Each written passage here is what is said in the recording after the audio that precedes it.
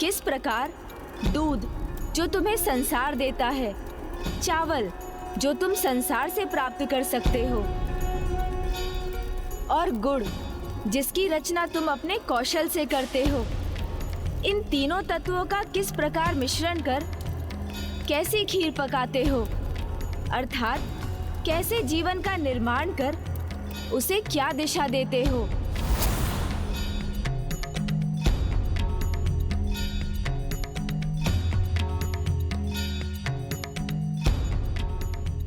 तो तुम क्या समझे भंडासुर, तुमने क्या रचा है अपने लिए? मैंने अपने लिए एक नया अवसर रचा है, इसे प्राप्त किया है, इसलिए अब जो मुझे चाहिए वो आप सभी को रचना होगा। ये जली हुई खीर जो तुमने रची है, ये तुम्हारे अंधकार में भविष्य का प्रतीक है।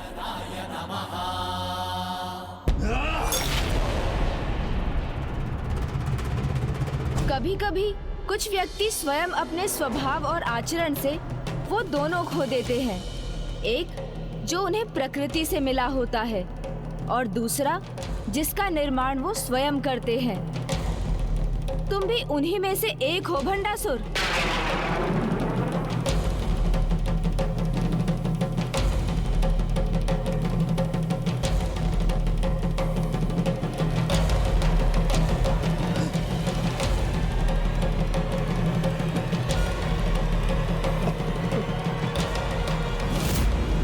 मोदक का ऋण मैंने चुका दिया भंडासुर। जब तुम स्वयं अपनी रचना का आनंद नहीं ले सके तो संसार उसे कैसे स्वीकार करेगा? वो तो तुम्हें ही सब कुछ लौटा देगा ना।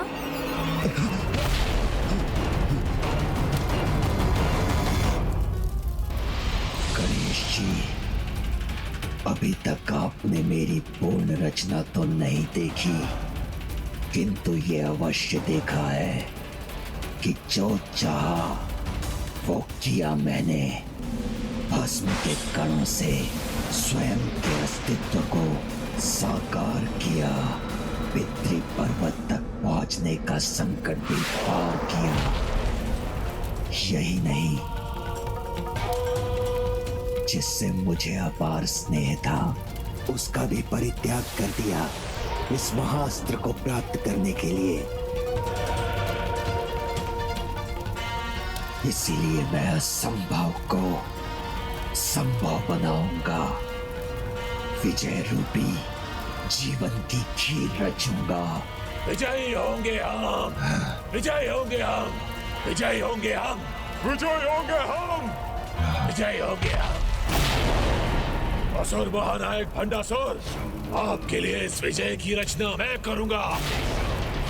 महिषासुर के अंत का प्रतिशोध हम अवश्य लेंगे उस देवी से।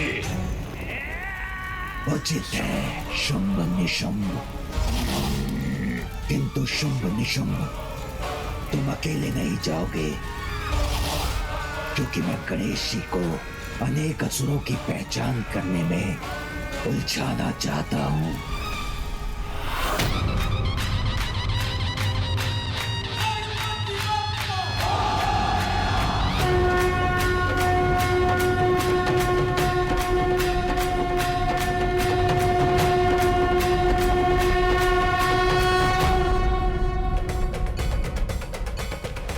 माता के मुख पर तनाव का क्या कारण हो सकता है,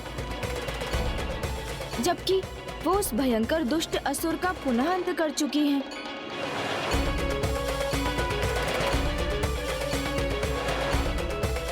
प्रणाम माता।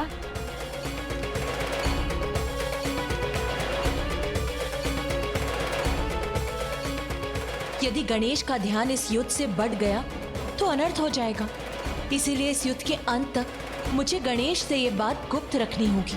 प्रभु महाशिव स्तंभन के कारण सगुण से निर्गुण होने लगे हैं। कदाचित तुम भंडासुर के विषय में कुछ और ज्ञात करने में सफल हुए हो गणेश। माँ, आप तो अंतर्यामी हैं, तो आपको ये भी ज्ञात होगा ही कि उसके महास्त्र पर जो आसुरी मुख है वो अन्य महासुरों के प्रतीक हैं।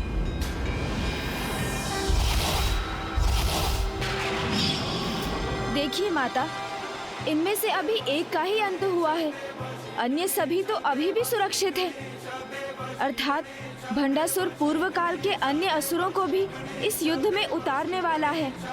और अब वो जिन्हें भेजने वाला है, तुम्हें उन्हें ही पहचान कर उनका सामना करने का उपाय बताना होगा। क्योंकि मेरे वचन के अनुसार जब तक तुम शत्रु को पहचान कर उसका सामना करने का उपाय नहीं बताओगे, तब तक ना हम हथियार उठाएंगी और ना ही उसके आक्रमण का कोई उत्तर देंगी।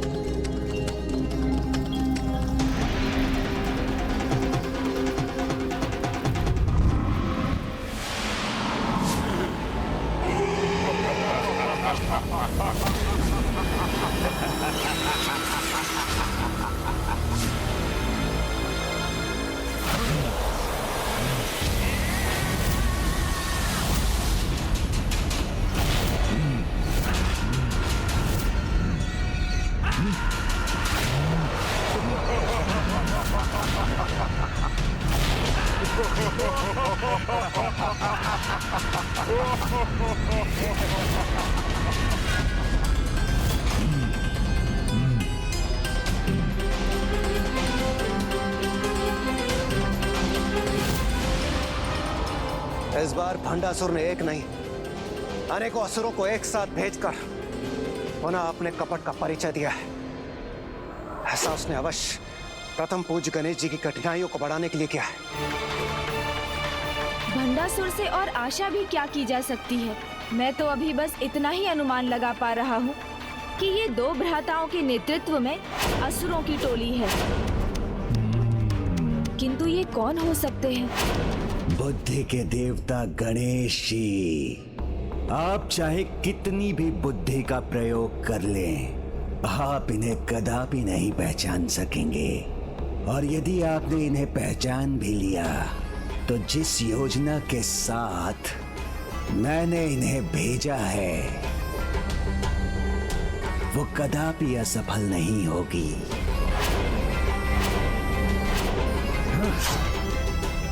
क्योंकि इनका तोड़ तो उनमें निहित है जिनको यहाँ लाना ही असंभव है। मुझे शीघ्र इनका परिचय ज्ञात कर इनके आक्रमण का तोड़ सोचना होगा।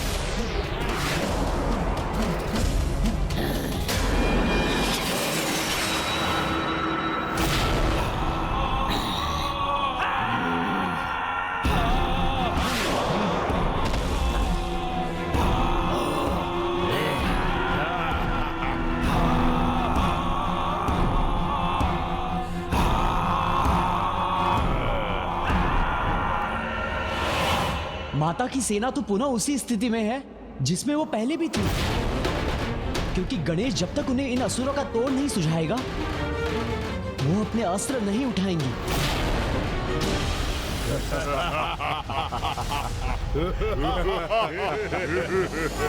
इन सभी ने अपने अपने बल का प्रदर्शन किया है, किंतु इस लाल असुर ने अभी तक अपने कौशल का प्रदर्शन क्यों नहीं किया? ये और इसके साथ दूसरा असुर भला कौन हो सकता है? इसके पहले कि ये माता की सेना पर अपना आक्रमण करें, मुझे इनका परिचय ज्ञात करना ही होगा। बहुत दुख हो रहा है आप सभी को अस्त्रहीन देखकर, और यदि तुम सब यही सोच रही हो कि हम अस्त्रहीन नारियों पर वार नहीं करेंगे, तो तुम ये सबसे बड़ी भूल कर रही हो। क्योंकि जो अस्त्रहीन होते हैं उन पर तो हमें वार करने में और भी आनंद आता है।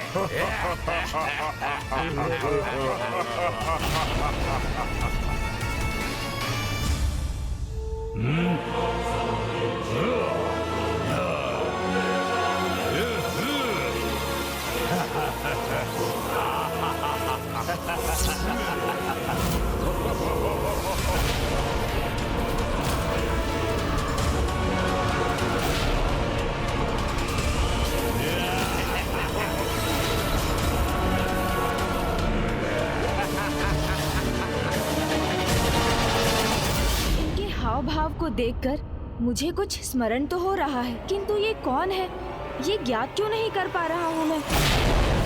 मुझे पूर्ण विश्वास है गणेश जी कि इस बार आप कदापि सफल नहीं हो पाएंगे। ये दुष्ट असुर तो किसी योजना के अनुसार आक्रमण करने के लिए तैयार है। गणेश जी अभी भी इन्हें पहचानने में असमर्थ है। कितना अच्छा होता हम इनके आक्रमण से पहले इन्हें पहचान कर किसी प्रकार से गणेश जी की सहायता कर पाते।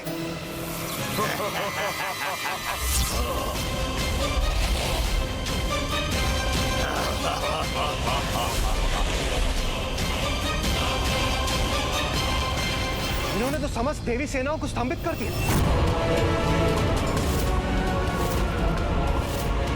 जाए, बिना विचलित हुए मुझे स्थिर भाव से विचार करना चाहिए।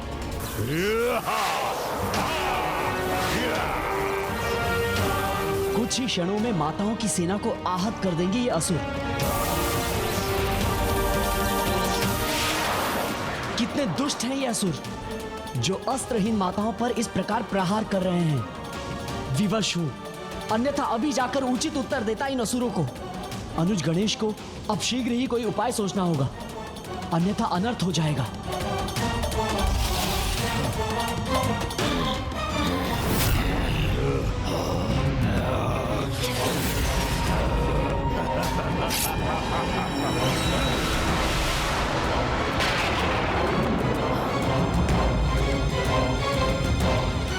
मुझे शांत भाव से तब तक विचार करना होगा जब तक इन्हें पहचानने का कोई संकेत ना प्राप्त हो।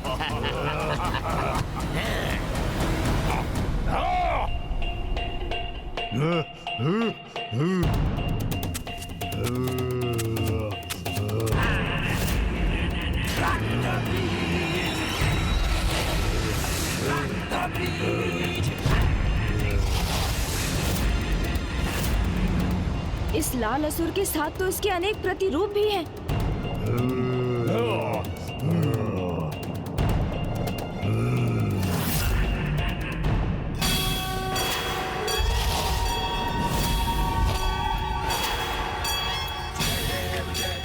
रक्त बीज,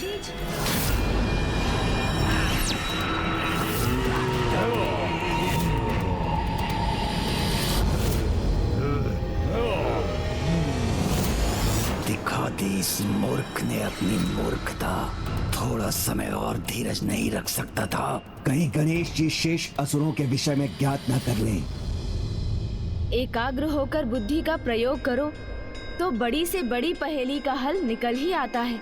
अब मैं इन सभी को पहचान गया हूँ।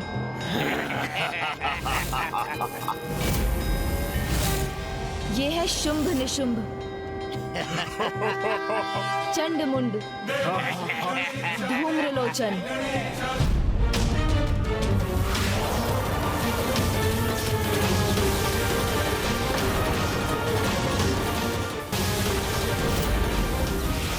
अब केवल माता ही हमारी सहायता कर सकती हैं।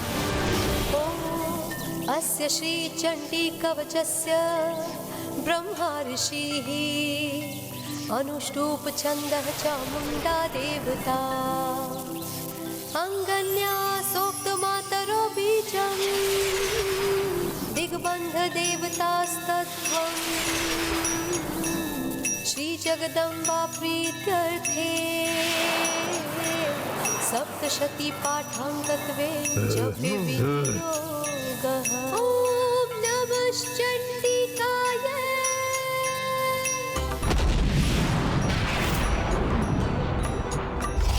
ॐ यद्गुहं परमं लोके सर्वरक्षाकरं नृणाम् यन्न कस्यचिदाख्यातं तन्मे ब्रूहि पितामह।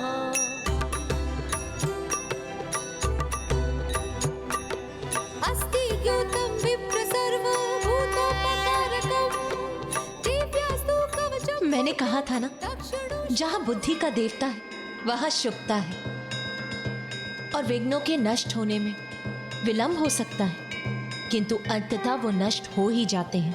हे माता, मुझे क्षमा कर दीजिए कि इन्हें पहचानने में मुझे इतना विलंब हो गया। माता, ये रक्त के समान लाल असुर रक्त बीज है। इसके रक्त की जितनी भी बूंदें धरती पर गिरती हैं, इसके समान एक अन्य रक्त बीज को उत्पन्न करती हैं। ये धुंधले धूम्र को प्रवाहित करने वाला असुर धूम्रलोचन है। ये किसी भी निर्जीव वस्तु को अत्यंत शक्तिशाली अस्त्र में परिवर्तित कर सकता है। ये नीले असुर चंडमुंड हैं, जिनमें अपने विद्युत रूपी अस्त्र से किसी को भी भस्म कर राख में परिवर्तित करने की क्षमता है। और ये भूतकाल के असुर सम्राट असुर भ्राता शुंभ निशुंभ हैं, जो इन सभी का नेतृत्व कर रहे हैं।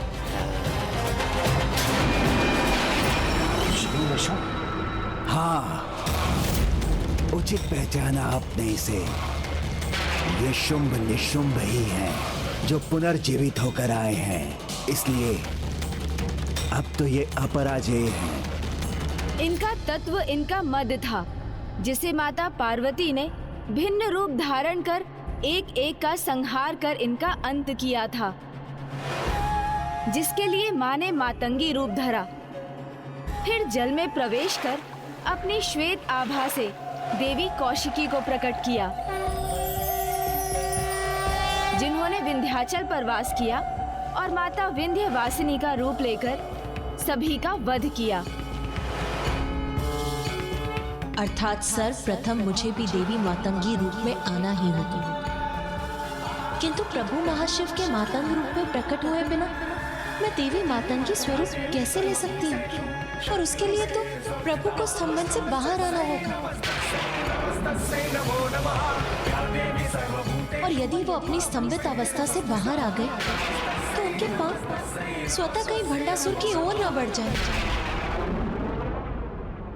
और वो उसका साथ देने के लिए कहीं विवश न हो जाए।